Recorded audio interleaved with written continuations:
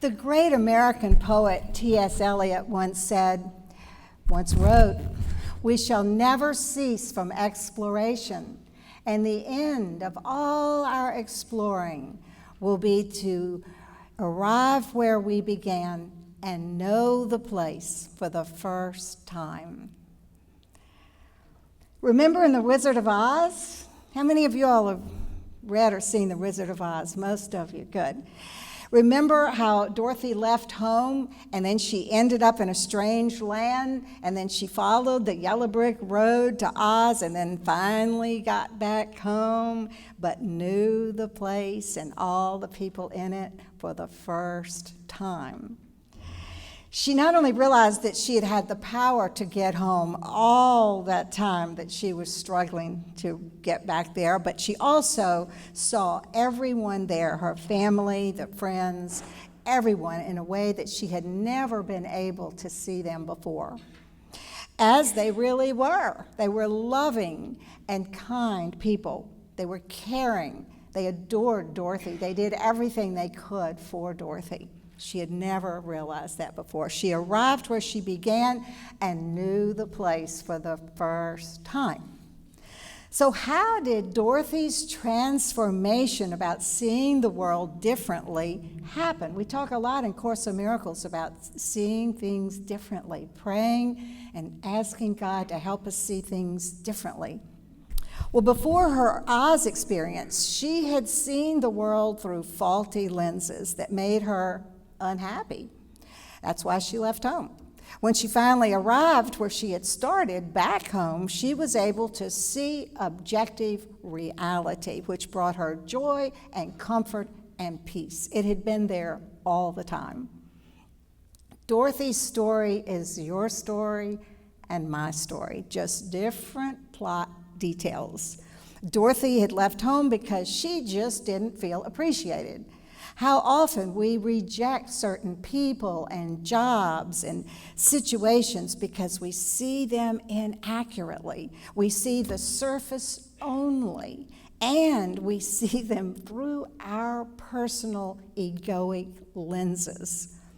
We see Maya, illusion. That's what it means. We often see ourselves and others in a way that makes us really unhappy. That's the big problem. Now, after Dorothy initially left home and the first time got cold feet and returned, this huge Kansas tornado came and prevented the homecoming that she really expected and wanted. She got to the house, but her family had already locked themselves into the storm cellar, and Dorothy couldn't open the door. Horror. The tornado came and it blew away the house with Dorothy in it. Often for us too, there is some obstacle in life that throws us off course. We can't get back to the state of consciousness we left, symbolized in the story by her home and family. We have to come to terms with new wisdom, with a higher consciousness, a higher understanding of life before we can attain that sense of real stability. We can't go back to our old limited childlike consciousness. We already know too much to do that.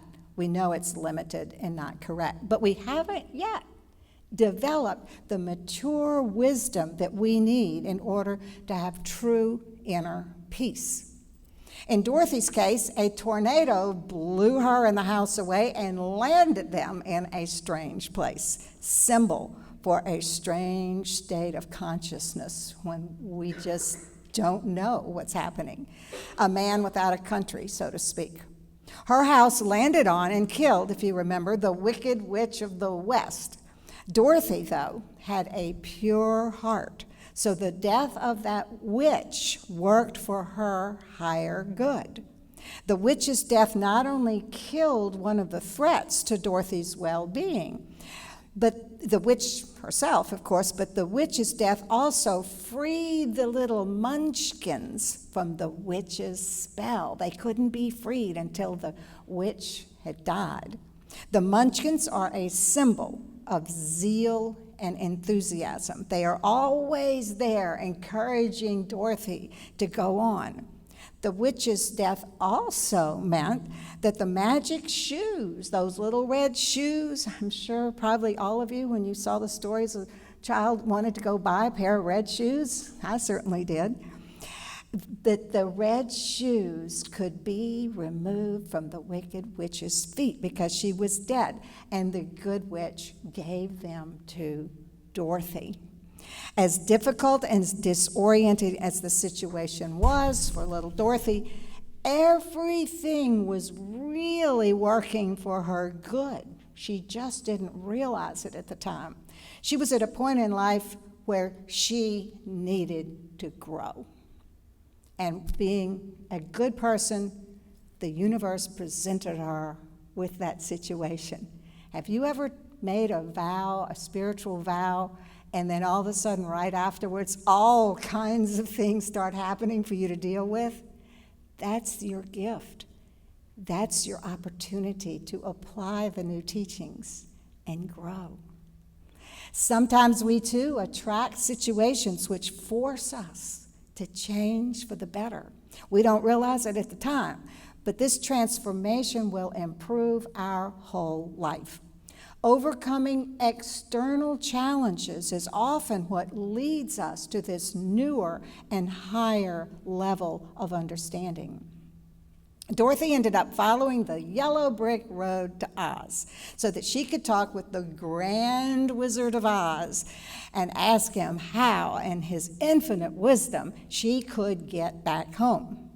We too often go to great lengths to seek others to tell us how to live. All this programming from society out there tells us how to live. We depend on outside sources for our security.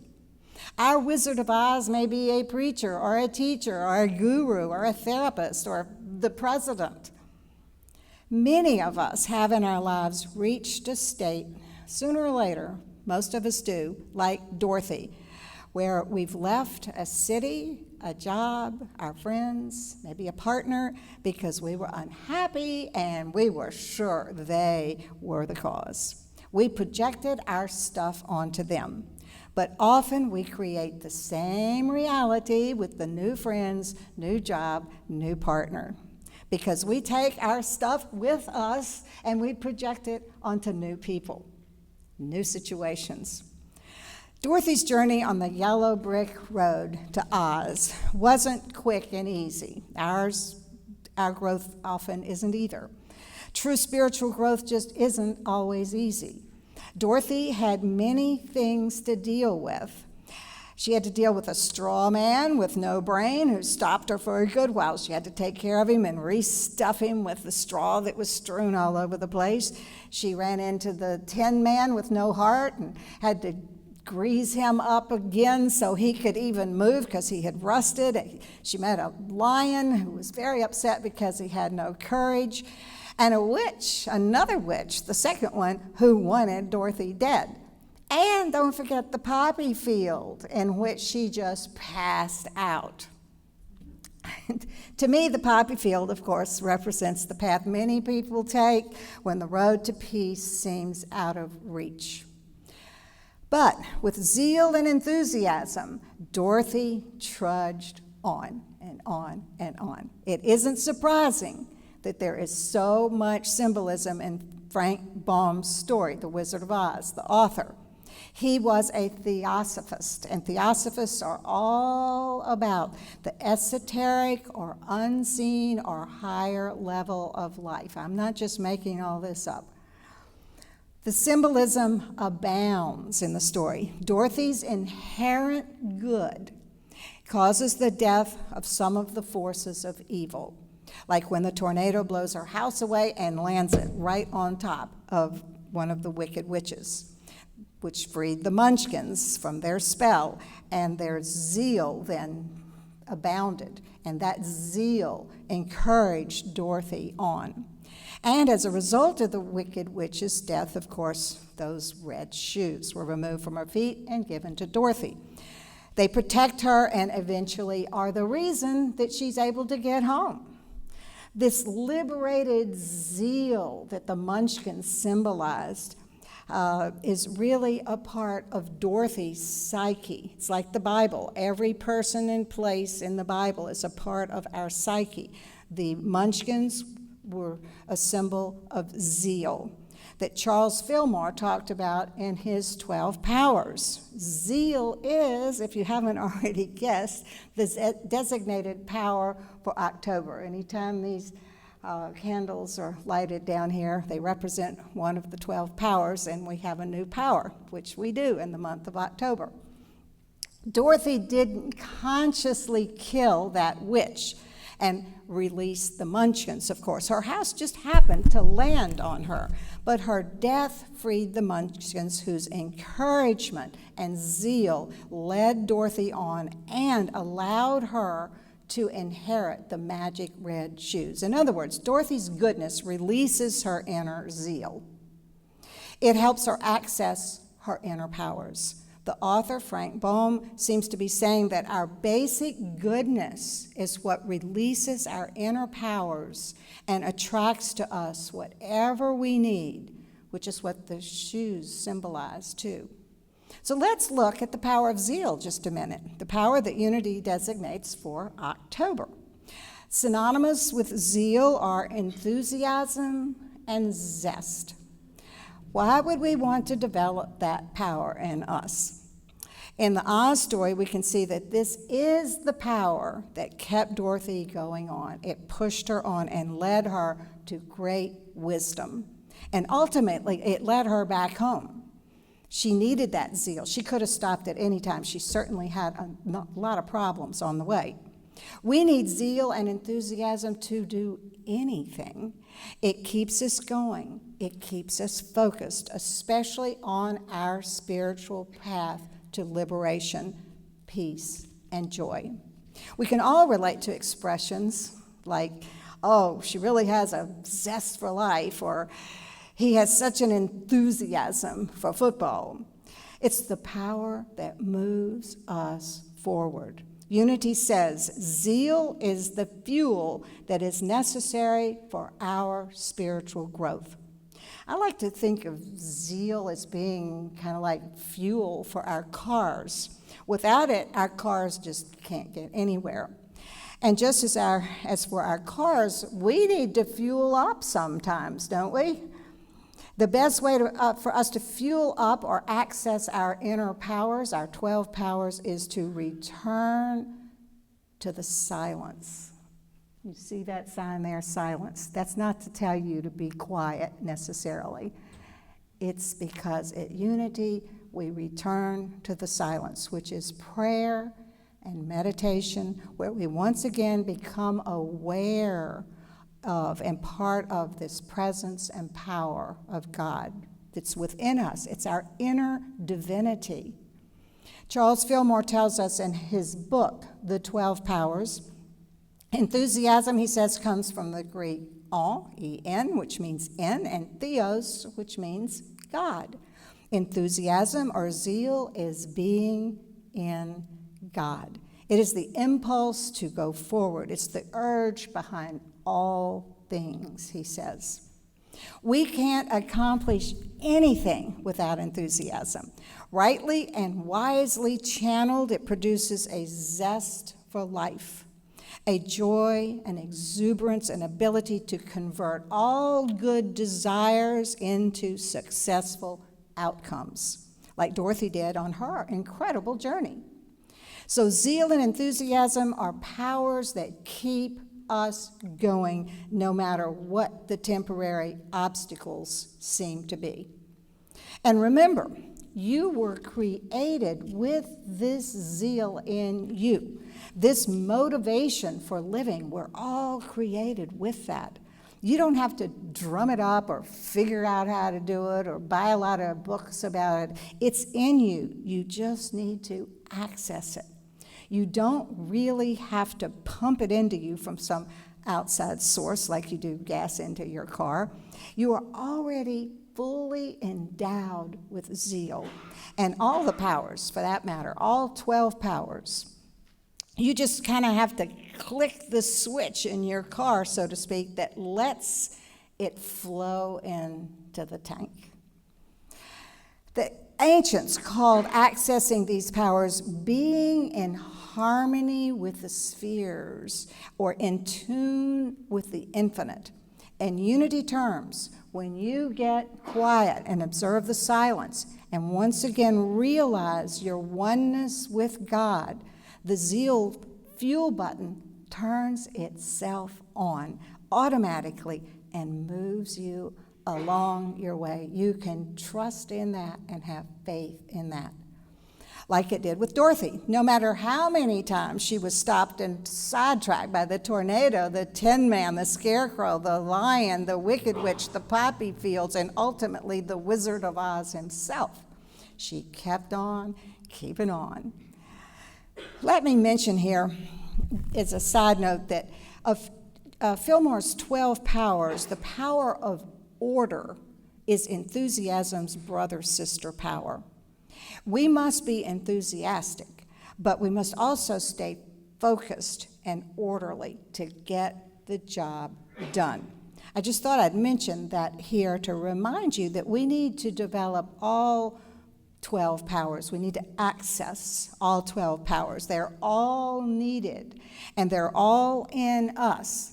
For example, if we just develop zeal and power, and we don't develop the powers of love and wisdom, we could become very dictatorial, like some Hitler.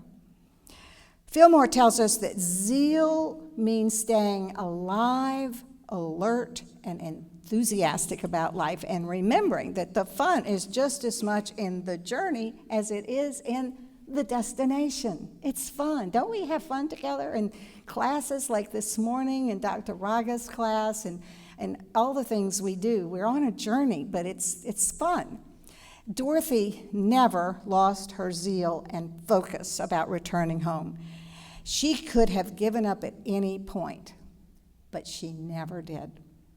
And Dorothy would really go home this time. She would know the place for the first time, as T.S. Eliot said in his poem. She wouldn't return to her old idea of home, which was that no one paid attention to her, that they weren't very relevant people, that she was defeated by the world, like when her neighbor wanted to kill her dog Toto. You remember that? Dorothy would totally change her view of home, her life, and all the people, all the situations in her life. She wasn't helpless. She never had been helpless. She had always had the power to go home and see clearly. Everyone has the power to have a good life all the time. Remember, the Tin Man, as it turned out, had always had a heart. The Straw Man had always had a brain. The Lion had always had courage, and Dorothy had always had the power to just click those red shoes twice and go home. Voila, there she is.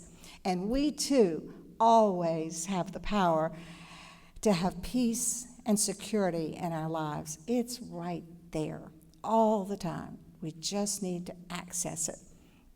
When we truly desire truth on the road of life, the process starts. That's our yellow brick road. Something, symbolized by the wizard in this story, helps us see more clearly. We quit encountering so many ropes on the path that we project a snake onto and then have a heart attack because of.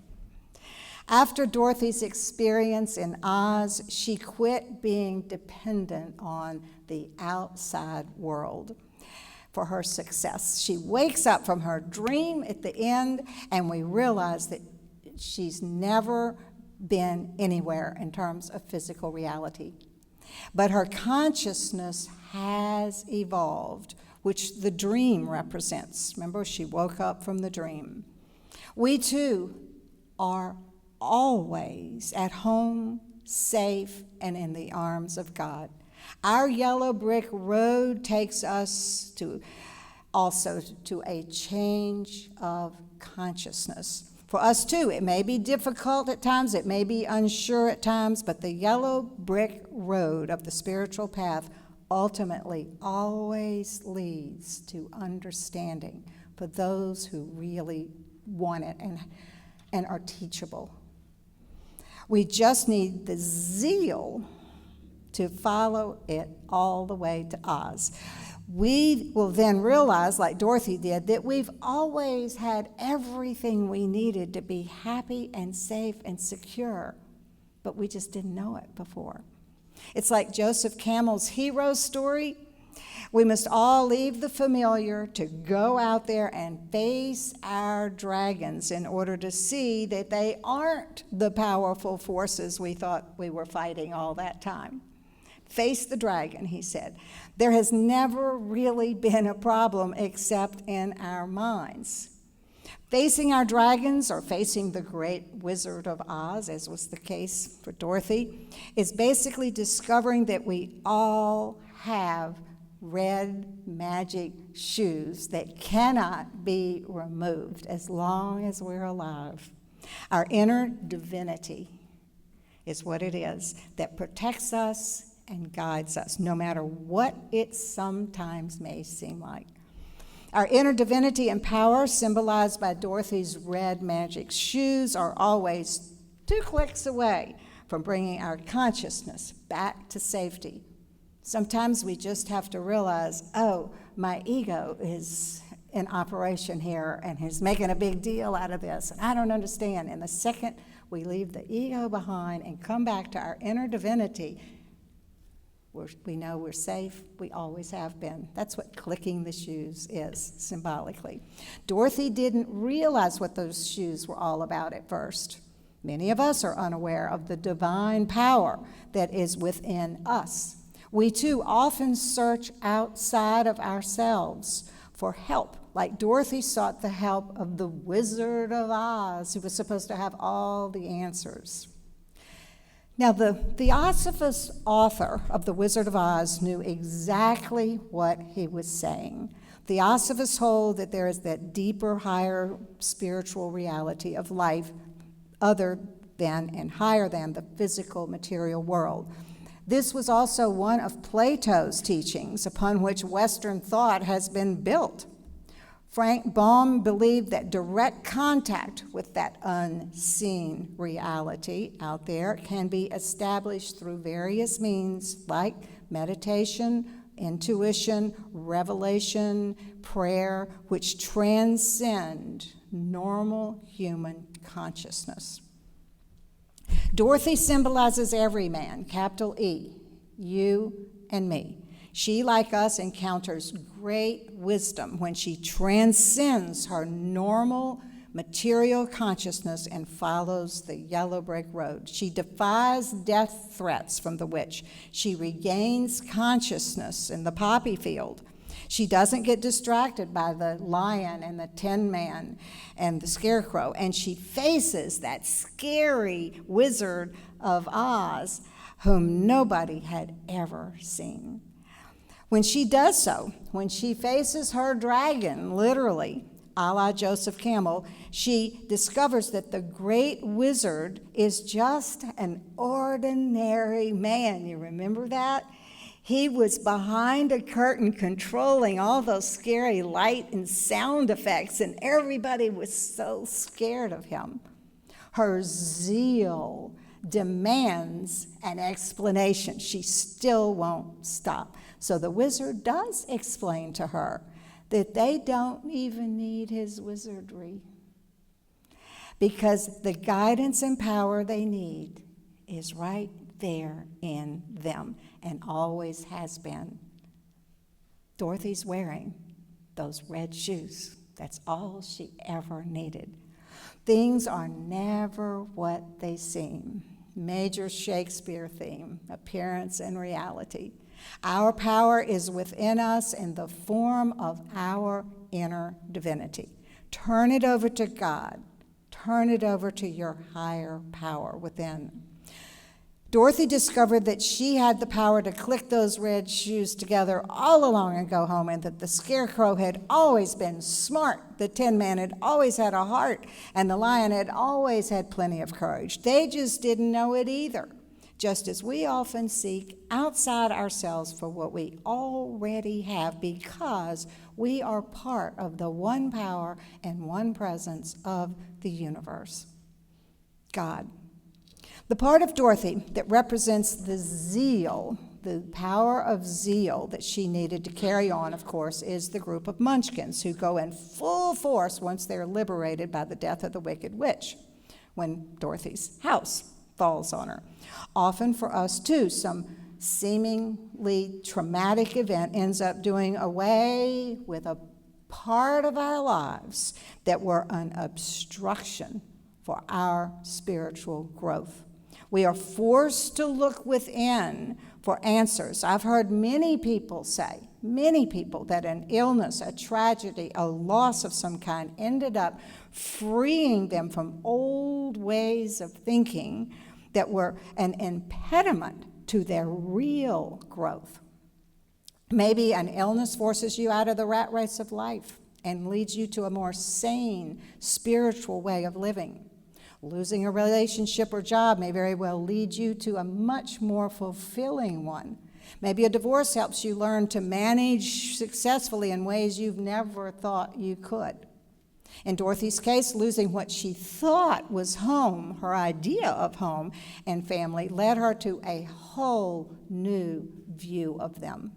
When she arrived back where she had started, she knew the place for the first time, and she was happy. She saw her family and neighbors as they really were and always had been, not just through her childlike, egoic lenses. She saw how much love for her was in their hearts. She had arrived where she started, and she knew the place for the first time. We all distort reality. We color it according to our consciousness. Dorothy had colored hers black, so she left home. All that ensued after that certainly seemed to Dorothy like it was a big catastrophe, one after the other, actually. But remember that her zeal kept her going, no matter what, so that she arrived home again eventually and had gained the wisdom to appreciate it for the first time.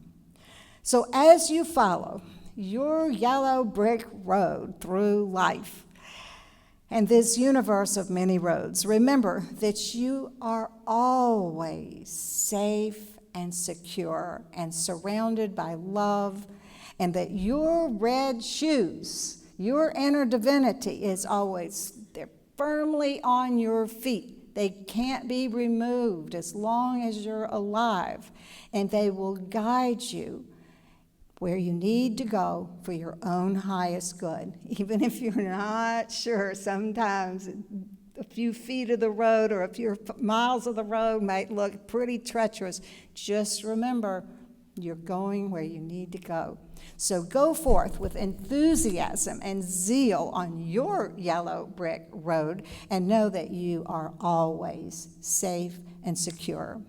May you never cease from exploration, and may your zeal and enthusiasm lead you on so that you too will arrive safely and securely to your destination and know and appreciate the place for the first time. Bon voyage.